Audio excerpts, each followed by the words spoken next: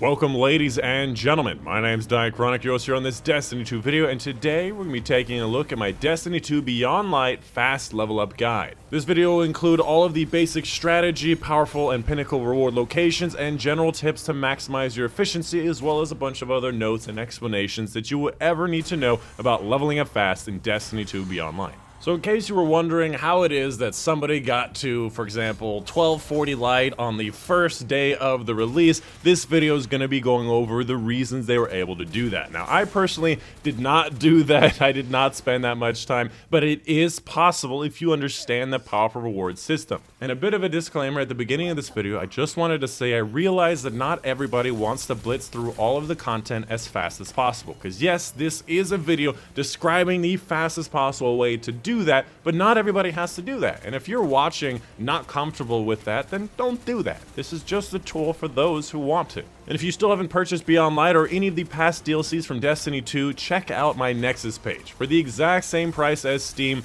and more money going towards Bungie and me, the content creator, you can buy Destiny 2 Beyond Light or any of the other stuff that's on my store page. Check that out in the link in the description down below. And of course, as always, throughout this video, you're going to be seeing pictures of a document that I created that's fully public for you guys to use, including the full list of everything from the powerful rewards and all the notes and stuff when we talk about this video. All you have to do is head over to my Discord server, link in the description down below, and in the chat hashtag spreadsheets docs, you'll find a link to this document as well as all of my other spreadsheets and docs. And for those of you still wondering when I'm going to be releasing my Beyond Light spreadsheets, I plan on doing them one at a time, 1 week at a time, starting next week. It definitely takes a long time to try to make sure I do as much research as possible, as much testing as possible to make sure that I get it right. However, for the most part, past spreadsheets for the past season are going to be fairly similar, if not the same. Moving on to the main section of the video, first up I wanted to talk about some basic information and basic strategy. Many of you guys may understand what a powerful reward is, the powerful cap, the pinnacle cap, and all that whatnot. If you do understand that stuff, you can skip to the time on screen right now. But if you haven't played Destiny in a while, you're in New Light, or you just want to have more information, this part's going to be really important. First and foremost, every single thing in the game starts at 1050 power no matter what. So everything from the New Light players to stuff in your vault will get bumped up to 1050 power if it's not above 1050 already. And in your grind to power, there's going to be 4 major sections of power level. The first section is going to be 1050 to 1200 power, where literally every single drop from blue to pinnacle will help you. This is known as the soft cap. Once you get to the soft cap from 1200 to 1250 power, known as the powerful cap, Tier 1, Tier 2, Tier 3 powerful gear, as well as pinnacle powerful drops will help you get level. Now this is not completely strictly true, because if some pieces of your gear are far ahead of other pieces of your gear, random drops of blues and legendaries will fill in and equalize some of that gear, but for the most part you have to get powerful and pinnacle gear in order to help your level from this point. And as a side note, you must get an average gear score of 1200 power before most powerful gear will show up on the director. So if you don't see the strike rewards on the strike playlist, that's because your average gear score hasn't gotten to 1200 yet. From 1250 to 1260 power, known as the pinnacle cap, only pinnacle drops will help. Now there's multiple kinds of pinnacle drops, pinnacle plus ones and pinnacle plus twos. We'll talk about that in just a second. And finally, when it comes to getting 1260 plus and getting more than 1260 power, which is going to be the gear cap for this season, that all comes from the seasonal artifact, which uses experience points, which you just get from killing enemies, finishing quests and all that whatnot, to give power indefinitely. To get this artifact, which is available to literally everyone, including the people that don't have Beyond Light, you have to get it from Zavala transmission right after the first Beyond Light mission. And of course, this artifact does reset every season. And to clear up some confusion on some stuff, there are 5 different types of powerful gear. You've got your Tier 1, Tier 2, and Tier 3 powerful gear, each one being more powerful than the last, Tier 3 being the most powerful. More powerful means that they have a higher jump in gear score on average. And you also have the Pinnacle plus 1 and plus 2, which give an average of plus 1 or plus 2 on your average gear score above the Pinnacle cap. The Pinnacle plus 1s are usually on the easier playlists like the Strike rewards or the Crucible or the Gambit rewards. The plus 2s are in things like the 100k Nightfalls, Trials of Osiris, raids, stuff like that. Moving on from that basic information, let's talk about some intermediate to advanced strategy. First point is going to be level spiking. The general idea here is you want to get some of the strongest powerful rewards first and then equalize your gear with some lesser rewards. So you may start with some Tier 3 rewards, get maybe 2 to 3 of those, and then even them out with a bunch of Tier 1 rewards, which will help even out those little gaps in between. And you can use this this with pinnacle rewards as well. You want to get a bunch of pinnacle rewards first and then equalize with any of the tier 1, 2, or 3 rewards as well. Now this one is a bit of a contentious strategy. Some people will say the opposite, where they say get the weakest stuff first and then work your way up to the strongest level, which in turn next week will then start off with the weakest rewards and then equalize anyway. So overall, it's kind of the same strategy. However, I would recommend level spiking multiple times in the same week to be the most efficient possible. And the reason why you would want to do this is because getting those big spikes in power raises your average power level pretty significantly, allowing those weaker rewards to actually have a bigger effect on your armor if obviously they don't land on those spikes. This is definitely kind of confusing and difficult to explain, but the general idea: start with the strongest, get 2 to 3 of those, and then go for the weaker ones to fill in the gaps until your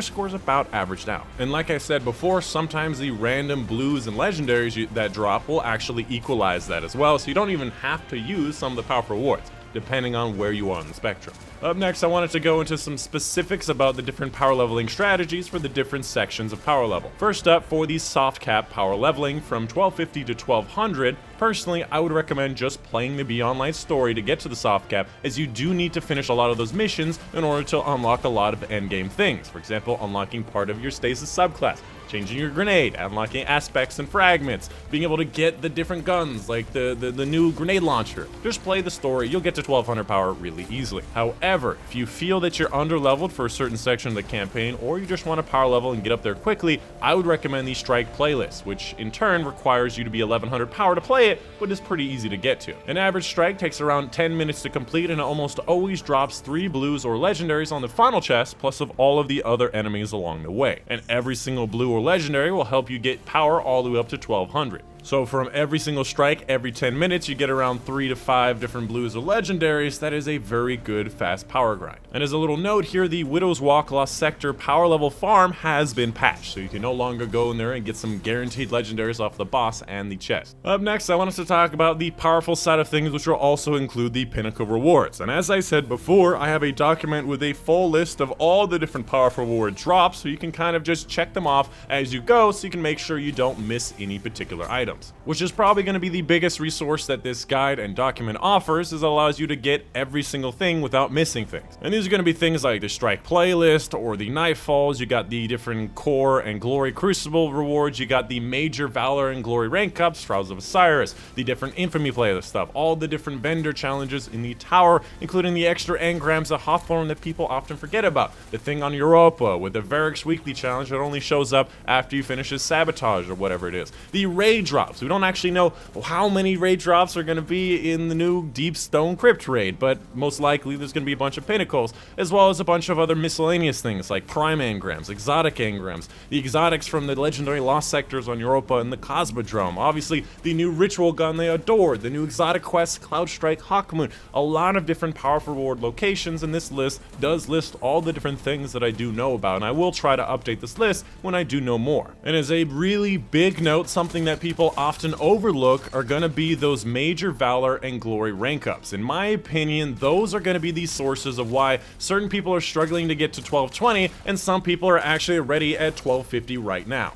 If you did not know, when you play competitive, you get both Valor rank and Glory rank at the same time, and each one of the major rank ups, i.e. not just 1, 2, or 3, but actually getting from Guardian to Brave, Brave to Fabled, it will actually give you powerful gear. And this is unlimited. Every single time you reset, which you can be doing over and over and over again, you get more of these rewards. And on top of that, there's also a catch-up mechanic. So if you have a high Glory rank from a previous season, the game will give you bonus Glory so you can get to that rank faster. So my recommendation to you is not actually go for Legend, which takes quite some time and I know is very daunting to a lot of people, but play a few matches of competitive, especially considering there's a freelance solo queue thing. You can get in a match with all solo queues, just get a couple of wins, and you can get through a lot of those early ranks very easily. Or you could find some group on LFG that's willing to carry you, and you can get a lot of powerful reward very quickly. And in the final section, I wanted to go over a bunch of different notes and miscellaneous information that's going to be very important to giving you a bunch of different bonuses. This is kind of like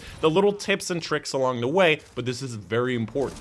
The first one is going to be the most important one. Oftentimes people don't know this, is you do not need to have your highest level guns or armor equipped to get your new drops to be a higher level. You can have them literally anywhere on your account. All of that stuff could be on a separate character, in your vault, in your postmaster, just on the ground in the world, and they will count for the next drop of higher power. The one item I'm a bit foggy on is going to be the prime engrams. I think you still have to decrypt the prime engrams to get the bonus, however those are set as a specific power bonus until you go get them. This leads me to my next point, is that you can technically use 3 characters to help your subsequent characters power grind by giving them your powered up guns, thus giving them a better starting advantage in power level. If you did what I did and only played on one character, i.e. for me I played only Titan until this Friday, I got him up to 1220 power, and then I moved on to my hunter, and then when I started on my hunter, who was only 1260 across the board, the first drop I got was actually 1160 because of that huge power bonus I got from my Titan, which will inherently make that early grind much faster. On top of that, will equalize to close to the Titan's level before getting any of the powerful and pinnacle drops, allowing me to get my hunter around 1215 to 1220 and then start getting powerful drops. And of course you can continue that on to your third character, to the warlock, and then next week start on your warlock and then go zigzag back across the characters. This is obviously an advanced strategy that takes you a lot of time. If you have the time, you can do this. Another big point is that the artifact's power bonus does not affect the drops that you get. Only the powerful of the gear on your character or across your account will count. The artifact bonus only affects the power of your person in activities. So when it comes to dealing more damage or being dealt less damage from an enemy, that's important. Especially when you go in to do those Master and Grandmaster Nightfalls, or even those Legendary and Master Law sectors, you're going to need that power bonus in Stride. Another big note is that the Vendor's Engram power are no longer helpful for power leveling. We used to use the Vendor's Engrams to get on power or on level rewards, which will help us equalize our gear. Now they're always going to be minus 20 on your average gear score. So they're not helpful whatsoever for powerful grinding, outside of obviously just getting some gear. And the final note that I have for you guys today, which is still very important and very useful, is to save your seasonal gun, armor, exotic engram, and legendary rewards to be able to help you equalize the gear that you need to equalize. For example, if you notice that your leg armor is 1210 and on the seasonal pass there's leg armor that gives you 1212, that allows you to get a higher average gear score just by taking it from the seasonal pass. But that may not always be true. Maybe the leg armor is not useful now, it'll be useful later. So just save that until you need to get it, because the seasonal pass will always be what I consider on level reward. So it'll try to be around your exact average gear score, and sometimes some of your gear is just way better than other gear. It allows you to fill in and equalize those gaps. And that is going to be pretty much the end of the video. Let me know in the comments down below if you have any questions, or if you have any tips and tricks or things that you think I should be adding to this document. Obviously, if there are more powerful rewards and pinnacle rewards that do show up over time, as they usually do start to release these things a little bit more time, I'm going to try to update that document when I can. But yeah, that is the end of the video. I really do hope you guys did enjoy. My name is Dychronic, and I'll see you guys on the next one.